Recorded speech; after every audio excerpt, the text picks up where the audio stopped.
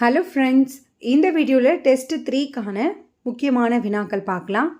Friends, நீங்கள் இன்னும் சேனலை சப்ஸ்கிரைப் பண்ணலை அப்படின்னா சப்ஸ்கிரைப் பண்ணிக்கோங்க. கூடவே பக்கத்தில் இருக்க பெல் ஐக்கானையும் கிளிக் பண்ணிக்கோங்க. இதில் மொத்தம் 30 கொஷின்ஸ் இருக்குது. ஸோ நீங்கள் எவ்வளோ கொஷினுக்கு உங்களால் ஆன்சர் பண்ண முடிஞ்சது அப்படின்றத மறக்காமல் கீழே கமெண்ட் பண்ணுங்கள். முதல் கேள்வி, தண்டுடை கையர் வெண்டலை சிதலவர், இவ்வடியில் சிதவல் என்பதன் பொருள் என்ன? இப்போ ரீசெண்டாக நடந்த ஒரு எக்ஸாமில் இந்த கொஷின் கேட்டிருக்காங்க. விடை என்னன்னு பார்த்தீங்கன்னா தலைப்பாகை. சிதவல் என்பதன் பொருள் தலைப்பாகை. கீழ்கண்டவற்றுள் முல்லை நில தலைவன் அல்லாதவன் யார்? விடை வேற்பன். வேற்பன் அப்படின்றது குறிஞ்சி நில தலைவன். தோன்றல், அண்ணல், நாடான் இவங்க 3 பேருமே முல்லை நில தலைவர்கள். அடுத்த கேள்வி, கீழ்கண்டவற்றுள் பொருந்தாதது எது? சரியான விடை பாடுகின்றாள். பாடுகின்றாள் அப்படின்றது நிகழ்காலத்தை குறிக்கக்கூடியது. விளையாடுவான், ஓடுவான், வருவாள் இது எல்லாமே எதிர்காலம். அடுத்த கேள்வி, பொருள் வேறுபாடு அறிக. வெறு, வெறு இதற்கான பொருள் என்னன்னு பார்த்தீங்கன்னா லகர ரூக்கான பொருள் வெறுப்பு. வெறு என்பதன் பொருள் அச்சம். தமிழாக்கம் தருக. Debit card. ஸோ அடிக்கடி தேர்வில் இந்த கேள்வி கேட்டிருக்காங்க. விடை பற்று அட்டை. ஃப்ரெண்ட்ஸ், ஒவ்வொரு கொஷினுக்கும் நீங்களும் ஆன்சர் பண்ணிகிட்டே வாங்க. கண்டிப்பாக இது எக்ஸாமில் உங்களுக்கு யூஸ்ஃபுல்லாக இருக்கும். அடுத்த கேள்வி, வாழ்க்கை நெறியோடு இணைந்து இருப்பதாக வள்ளுவர் கூறுவது இவற்றில் எது? விடை அன்பு. வாழ்க்கை நெறியோடு இணைந்திருப்பதாக வள்ளுவர் கூறுவது எது? அன்பு.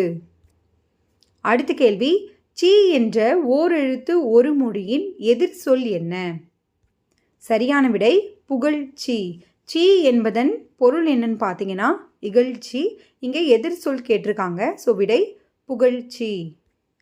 அடுத்த கேள்வி, உவமையால் விளக்கப்பெறும் பொருத்தமான பொருளை தருக.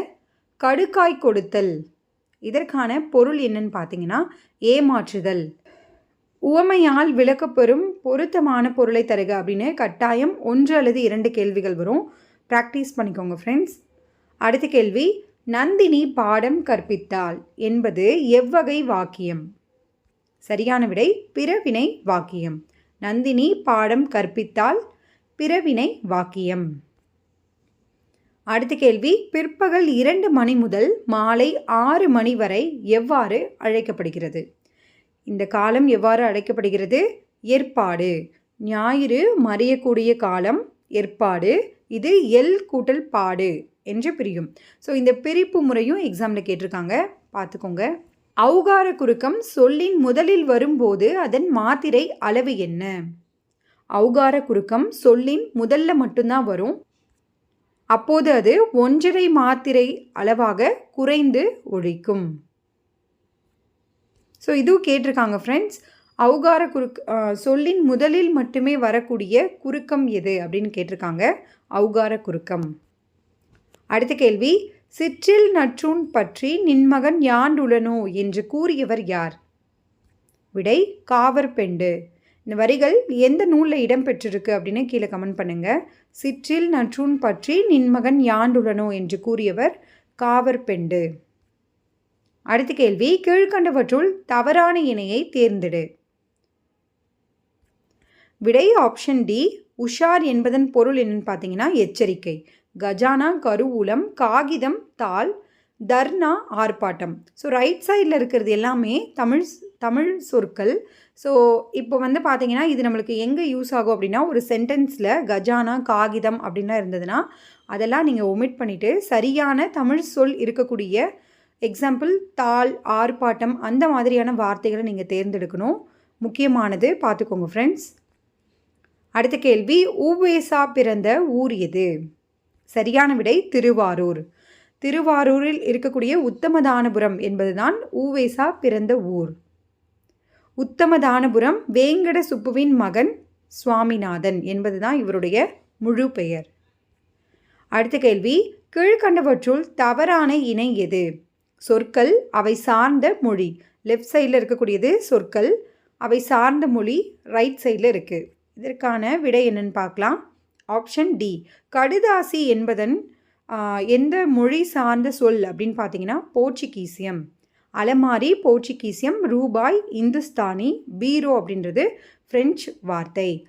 ஸோ இந்த மாதிரி கேள்விகள் வந்து பார்த்திங்கன்னா ஒரு 8 இயர்ஸ் இல்லை 10 இயர்ஸ்க்கு முன்னாடி நடந்த எக்ஸாம்லலாம் நமக்கு கேட்டிருக்காங்க. இது ஓல்டு புக்கில் இருக்குது. இப்போது ரீசன்ட் டைம்ஸில் டிஎன்பிஎஸ்சியில் ஓல்டு புக்கில் இருக்க கொஷின்ஸ் தான் அதிகமாக கேட்குறாங்க. ஸோ இது பார்த்துக்கோங்க ஃப்ரெண்ட்ஸ். அடுத்த கேள்வி, கலை சொல் அறிக. அலிகேஷன். அலிகேஷன் என்பதன் பொருள் சாட்டுரை. அடுத்த கேள்வி, மெய் புகட்டும் அறமேன்மை கிட்டும் இந்த மேதினி வாழ்வழி காட்டிருக்கும் என்று பாடியவர் யார்? இதுவும் டிஎன்பிஎஸ்சியில் கேட்டிருக்காங்க. விடை பாவலரேறு பெருஞ்சித்திரனார். அடுத்த கேள்வி, எலமெண்ட்ரி தமிழ் கிராமர் என்ற நூலை எழுதியவர் யார்? விடை G U Pope. Elementary Tamil grammar என்ற நூலை எழுதியவர் யார்? G U Pope.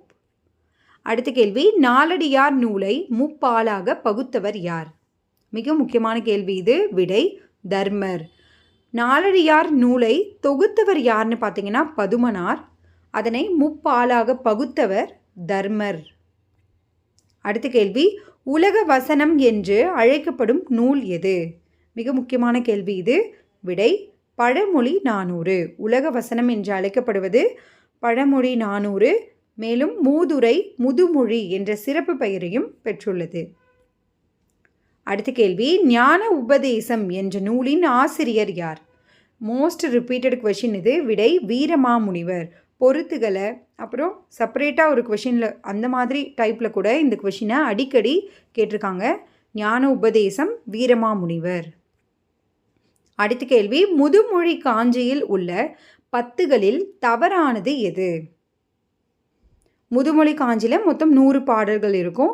10 பாடல்களாக நம்மளுக்கு ஒரு தலைப்பின் கீழே வச்சுருப்பாங்க. அந்த 10களில் தவறானது எது அப்படின்றதான் கொஷின். விடை என்னன்னு பார்க்கலாம். அரிய 10 அப்படின்றது ஒன்று கிடையாது.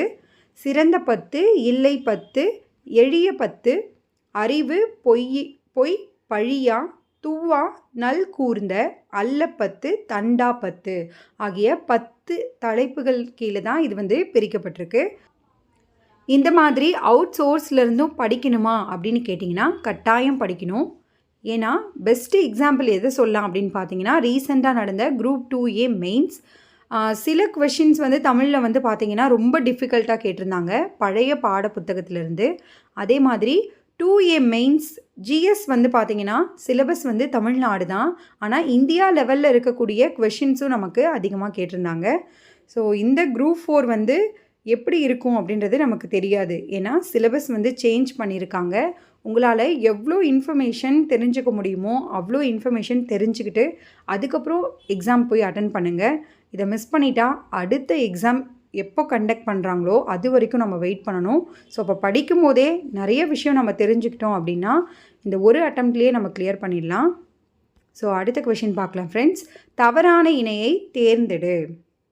இவற்றில் தவறானது எதுன்னு பார்த்தீங்கன்னா நேற்று காலையில் சூரியன் உதித்தது அப்படின்றது இறந்த காலம் இருக்கணும். இங்கே நிகழ்காலம் அப்படின்னு கொடுத்துருக்காங்க. இதுதான் தவறானது. அடுத்த கேள்வி, கீழ்கண்டவற்றுள் செரு அடுதோல் நல்லாதன் இயற்றிய நூல் எது? செரு அடுதோல் நல்லாதன் இயற்றிய நூல் திரிகடுகம். திரிகடுகத்தின் ஆசிரியர் நல்லாதன். இவர் செரு அடுதோல் நல்லாதன் என்ற சிறப்பு பெயரை பெற்றுள்ளார். அடுத்த கேள்வி, கீழ்கண்டவற்றுள் தவறான இணை எது? விடை ஆப்ஷன் பி கேண்மை நட்பு அப்படின்னு கொடுத்துருக்காங்க. கேண்மையினுடைய எதிர் பொருள் என்னன்னு பார்த்தீங்கன்னா பகைமை. சொந்தம் அந்நியர், சொல்லுக சொல்லற்க, தன்மை வெம்மை. தன்மை அப்படின்னா குளிர்ச்சி. ஸோ அதோட ஆப்போசிட் வெம்மை. அடுத்த கேள்வி, பிரித்தெழுதுக. வெற்றிடமின்றி. சரியான பிரிப்பு முறை ஆப்ஷன் டி வெறுமை கூட்டல் இடம் கூட்டல் இன்றி.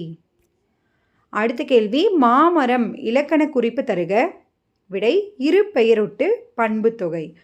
சிறப்பு பெயர் முன்னும் பொது பெயர் பின்னும் வரக்கூடியது தான் இந்த இரு பெயரொட்டு பண்பு தொகை. அடுத்த கேள்வி, ஒளி மரபு காண்க. அணில். அணில் கீச்சிடும்.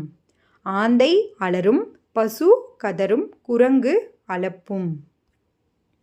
அடுத்த கேள்வி, பொன்னோடு கரியோடு பெயரும் என கூறும் நூல் எது? மோஸ்ட் ரிப்பீட்டட் கொஷின் இது. விடை அகநானூறு. தங்கத்தை கொண்டு வந்துட்டு மிளகை அதற்கு ஈடாக ஏற்றி சென்ற அந்த ஒரு செய்தியை குறிப்பிடக்கூடியது தான் இந்த வரிகள். ஸோ இந்த வரிகள் இடம்பெற்றுள்ள நூல் அகநானூறு. அடுத்த கேள்வி, நற்றிணை எவ்வகை பாவால் பாடப்பட்ட நூல்? விடை அகவற்பா.